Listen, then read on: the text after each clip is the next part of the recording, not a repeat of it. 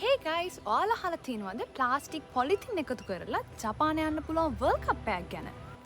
ඒ තමයි ස්පොගුමි. ඔයාලා බලනවා ඇති මොකද්ද මේ ස්පොගුමි කියන්නේ කියලා. ඔයාලට මේ වචනේ හරි නුහුරුයි නේද? ස්පොගුමි කියන්නේ ස්පෝර්ට්ස් ගොමි. ගොමි කියන්නේ ජපන් භාෂාවෙන් අපද්‍රව්‍ය කියන එක. Zero Plastic National Movement මගින් පළාත් 9ම මේ ගේම් එක ඕගනයිස් කරන්න බලාගෙන ඉන්නවා.